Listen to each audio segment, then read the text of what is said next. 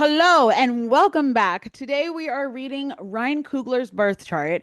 I'm your girl, Lexi Forbes, your favorite strategic astrologer, and I'm very excited about today because yesterday we did Michael B. Jordan. Today we're doing Ryan Coogler. Tomorrow we're doing both of them together to kind of get an understanding as to why they work so well together, what their purpose is in being together, where they may struggle, and all of that, as well as what makes them so magnificent when they build and create artistry together. So we're going to look at that tomorrow. But today we're going to look at our king, Ryan Coogler, and we're going to dive into his big three, his career, his love life. Ooh, yes, we're going to dive into it all. So, anyways, stay tuned and let's get into it. Ryan Coogler is in the building. Now, there's a couple of things that we have to start off with.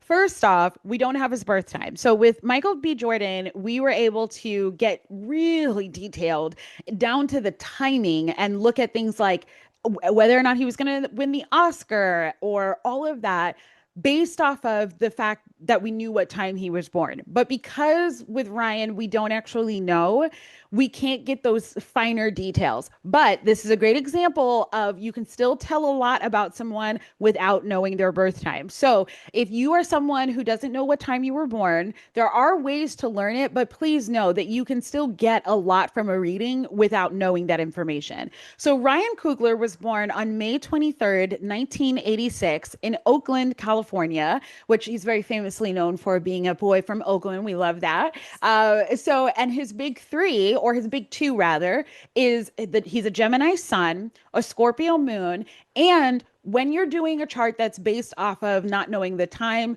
the platform that you use, whether it's time passages like I use or Astro Seek, they usually use the sun sign as the rising sign. So for him, it's saying he's a Gemini rising, but we don't actually know that. We do know that he does have a stellium though in Gemini, as well as in Sagittarius. He has a lot of wow, and that's an opposing sign. That's very interesting. So a stellium means that you have more than three planets and asteroids in the same sign or in the same house.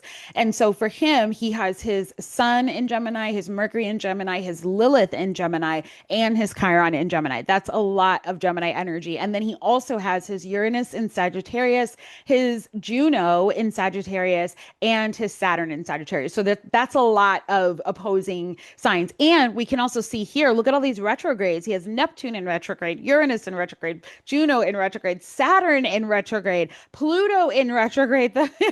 That's a lot. And then his south node, which the south and north nodes are always in retrograde, but geez, that is so he was born during retrograde season. So a lot of his lessons are coming later in life. A lot of his blessings are coming later in life. The early part of his life, he probably had to go through a lot of lessons because when you have a lot of retrogrades in your chart, it tends to mean things are kind of flip-flopped. They're more, backwards. So for him, he might have experienced a lot of challenges very early on. And then as he gets older, life gets easier. And part of his lesson is learning how to embrace ease in his life rather than being so attached to it's always going to be this difficult or it's always going to be this hard. But we're jumping ahead of ourselves. We're jumping ahead of ourselves.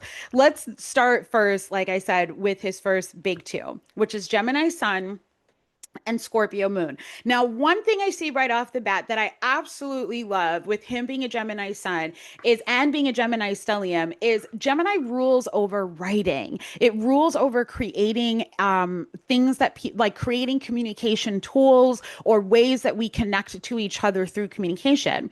And so it's interesting that he would be a director, that he would be a writer because he's ruled by the planet of Mercury with a Gemini sun and a Gemini rising, which again, we don't for sure know if he's a Gemini rising because we don't have this birth time. But based off of what we're seeing here with him having a Gemini rising, then that would mean Mercury is his chart ruler. And Mercury is the planet of communication, of writing, of education, of learning new things. So that is something that's really important to him is he loves to learn new information. And because he has a stellium in Sagittarius as well as in Gemini, Gemini and Sagittarius are opposing signs. They're sister signs, meaning they're the opposite. Every sign has its opposite. Virgo's opposite is Pisces. Cancer's opposite is Capricorn. And Sagittarius's opposite is Gemini. So the fact that he has a lot of signs or planets in both Gemini and Sagittarius, that means that there's a lot of inner tension that comes into him sometimes. Like on one hand, he has the same, both Gemini and Sagittarius have the same motivation, but the way in which they go about it is different. And so within him, he can sometimes have this conflict of self where he wants to follow the rules and do things the way that it's supposed to look. But then on the other hand, he also wants a lot of freedom and freedom of expression and the opportunity to do whatever he feels intuitively called to do. That's because he has this tension of the Gemini versus Sagittarius, and that all resides within him. But with him having so much Gemini in his chart, it really explains why he's such a great and prolific writer, a great screenwriter, why he creates stories that are so powerful and that we can really connect to. Whether you're talking about Fruitvale Station, whether you're talking about Creed or talking about Black Panther, I mean, let's look at that, right? Where he's able to take a story that has already been written in comic book land and has already this strong lore, but he's able to add his own twist to it, which we saw when he did with Killmonger, for example. That was a powerful twist of bringing the stories of what it means to be African American and the struggle that we face, and how, Wakandans are, what did they owe to African Americans and owe to Africans as we were dealing with the transatlantic slave trade and all of that bigger question of like what was their responsibility to us, and Killmonger feeling betrayed by the Wakandans and feeling betrayed by his own people. Ryan created that story, as far as I know. If I'm wrong, let me know in the comments and be gentle. Okay, your girl has a heart. Well, the point is that it is something that he is very. Um, He's really good at creating these stories and really bringing heart to it. And Gemini rules over storytelling. So that makes a lot of sense. Something that I also see here is he has both his sun and his Mercury in Gemini, which Mercury being in Gemini is a beautiful placement because Mercury rules over Gemini. So that already tells you like there's a nice flow with communication. If you've seen him in interviews, one of the things that I love about him is that he seems to have this way of like, he knows what he's saying. He's very present and in the moment, and he's very connected to what he's saying. It doesn't mean that he doesn't trip over his own words, but the truth of the matter is that he finds it easy to communicate what he means. He doesn't really struggle with miscommunication a lot. And that's because that Mercury and Gemini makes it pretty easy for him to find his flow, to find what he's actually trying to say and then just say it. Which I love that. With his Mercury being so close to his sun, that this is what we call a conjunction because they're right on top of each other. They're both at 2 degrees Gemini. And so what I love about that is that when he communicates, this really shines a light on his personality. When he gets a chance to speak his mind, to speak what's on his heart, his personality really shines. And that might be why he is such a great storyteller. Instead of coming from the perspective of someone who doesn't dive into details, doesn't really tell you what their thoughts are, he's the type of person that you need to hear what's going on with him in order to really see who he is. And why I mean that is there are some people where they can have this like air of mystery, and which he kind of does have, and that's because of that Scorpio moon. So we'll dive into that too. But right now, as we look at this sun and Mercury here, he is someone where there are some people where mystery is what they lead with.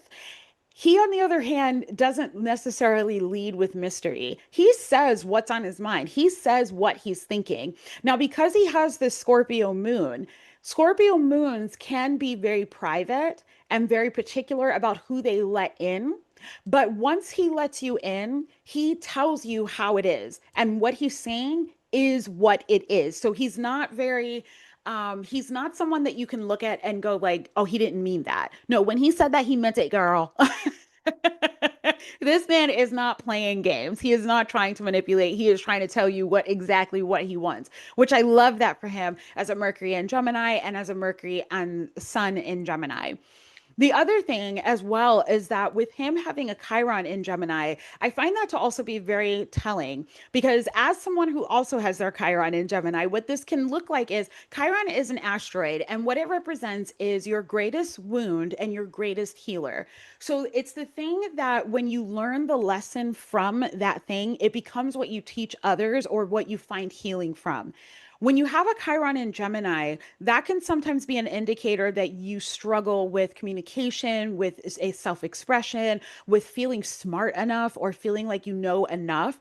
And that's because no, that's because Gemini rules over knowledge. So when you have this kind of placement, sometimes it can manifest in thinking like, am I the smartest person? Do I look like an idiot right now? Like, do I know enough information? Should I learn more? And so you're constantly on this bus of this wheel of like trying to learn and learn and learn to feel valid in your opinion or feel like I know enough and therefore now I can teach it. But a lot of times with the Chiron in Gemini, this also means that you're the type of person that does tend to know a lot because you're constantly asking yourself if you do.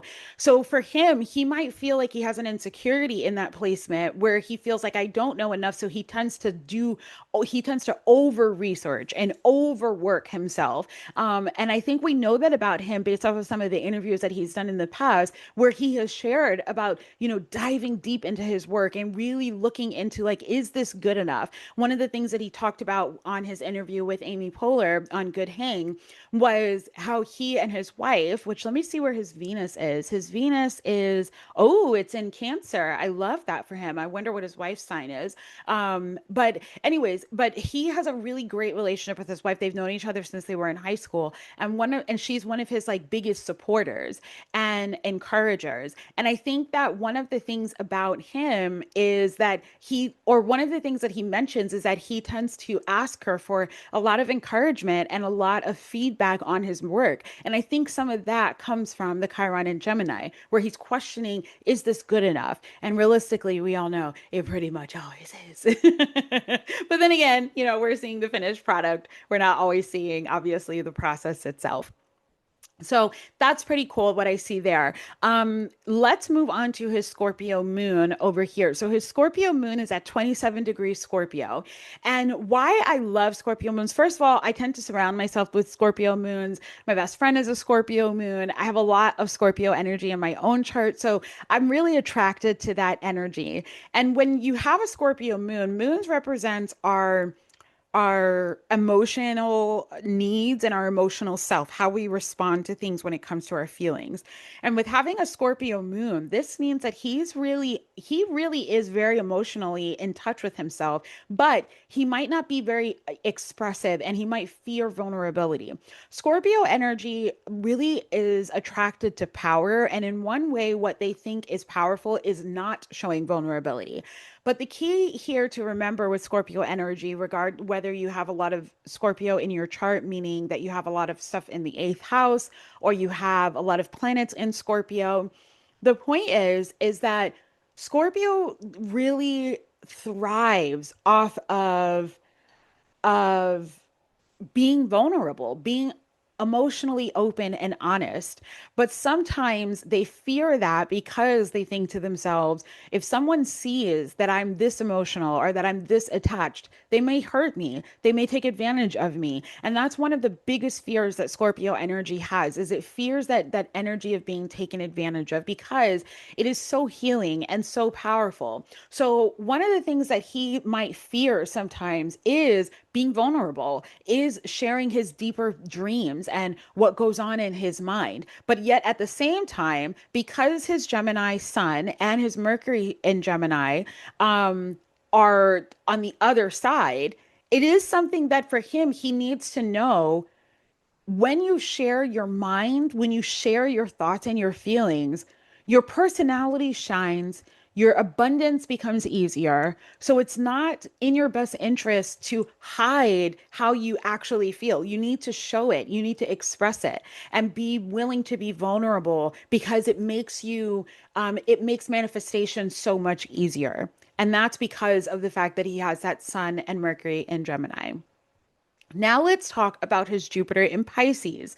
The reason why that stands out to me and why I'm really excited about that is because Michael B. Jordan also has his Jupiter in Pisces. So that explains really well why they have so much synastry, so much in common in their chart. It explains why they work so well together because when they come together and they have an aligned mission and they desire the same thing in terms of like, Pisces rules over imagination, it rules over spirituality, being intuitive, and Jupiter is the planet responsible for our abundance, for how we manifest, how we create opportunities.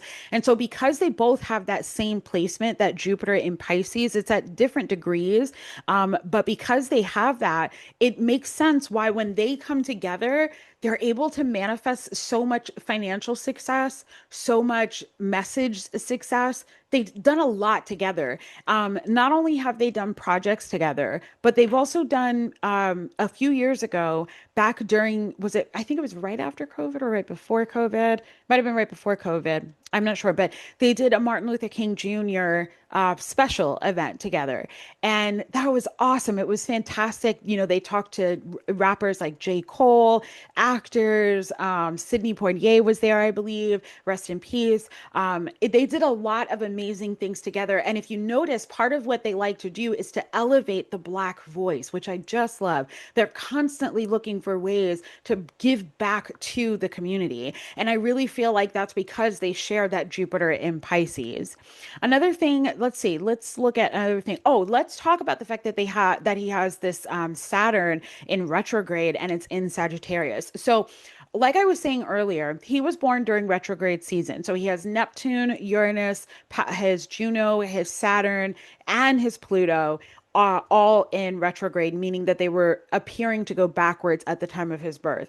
That's a lot of energy devoted towards him getting things as he gets older. Life gets easier as he gets older. And when you have Saturn in Sagittarius, which I also have Saturn in Sagittarius, so I know this placement well, but mine is direct versus his is retrograde. One of the things that he struggles with is freedom of expression, freedom of himself. He might find that it's tough sometimes, or that he's had to learn how to be emotionally and spiritually and physically honest about what is going on inside of his head. That might be something that he, instead of being someone who can easily like wear his feelings on his sleeve and just walk around with just, between a Scorpio moon, which that energy loves to hide things behind closed doors, and then with a Saturn and Sagittarius and a Uranus in Sagittarius, he is someone who can sometimes be very, very, like, behind closed doors kind of guy. Like, I'm not going to tell you everything, but the truth is that, and not that he should, but there's more that he should share. And that's because he has that Saturn in Sagittarius. So a huge part of his purpose is learning how to trust his own perspective and be confident enough in that to share what he actually thinks, what he's actually feeling, and knowing who to share that with. When you have a Scorpio moon with a Saturn in Sagittarius, that could mean that sometimes he can attract people who are looking for strong healing, who are looking for a sense of power that he gives off, but isn't always willing to share that. And that's okay. With some people, they don't deserve to have his information. They don't deserve to know what his intuition is saying. But in other ways, he needs to share what is on his mind. He needs to share, like maybe with his wife, maybe with his friends, like with Michael B. Jordan and any other friends that he has, that it's like he needs to be willing to share and connect with others through sharing what's on his heart and sharing what's on his mind, especially as someone who has that Scorpio Scorpio moon, that Saturn in Sagittarius, and a stellium in Gemini. He might have also struggled when you have this much Gemini, he might have also struggled with like almost oversharing, constantly telling people information that they don't need to know, and then getting burned because it was the wrong people. So he has to learn to practice discernment in who gets to hear what my intuition is telling me. And that's an important lesson for him to learn as he continues to get older. Let's see. I also see that he has a Mars right here at 21 degrees Capricorn, and he has Neptune at 5 degrees Capricorn. I also have Neptune in Capricorn, but my birthday is like 5 months before his. Oh, this means that he's actually turning 40 this year, so that's also pretty awesome too. So that's a nice little decade there. But anyway, his Mars is in Capricorn, which mine is different. My Mars is in Scorpio, and I love that placement. Mars is the planet that tells us what motivates you, what triggers you, what gets you activated, what gets you upset, what gets you happy, all of that. And with his Mars being in Capricorn, he is someone who is very much focused and intentional about what he does. His anger also may be something that it's very like when he gets angry, he gets silent instead of getting angry and loud, which Michael B. Jordan might have because his Mars is in Aries. He might get angry and loud. With Ryan, it's more like angry and silent, which is almost scarier. And so for him, he has to learn how to express his feelings, which you're seeing this pattern in his chart, right? Where it's all about learning how to express what he has to say, how to express what he has to feel, but only with the people that deserve it, you know? And when you have these kind of placements, it might mean that you overshare until you learn that lesson, until you learn how to slow down and share and practice discernment with who gets access to you. So let me see if there's anything else that stands out to me. I wish that we could go deeper into his houses, but because we don't know his birth time, we can't do that. So I'm not seeing anything else here that really stands out to me, but I would love to know from you guys what stands out to you. So let me know down in the comments below. Okay, thank you so much for tuning in. I would love to do a reading for you. So if you're watching this and you're thinking, I want to get a reading for myself, then check out the description below. All of the links are there. I would love to see you on a call, or you can join my Substack community where I regularly do readings for my paid subscribers. It's only $9.99 a month, which is a steal, and you get access to our co-working sessions, our Q&A sessions, as well as exclusive content to help you use astrology to grow your business and to manifest. If you have any questions at all about astrology or who I should read next, then definitely let me know down in the comments, and I'll see you in the next video. Bye.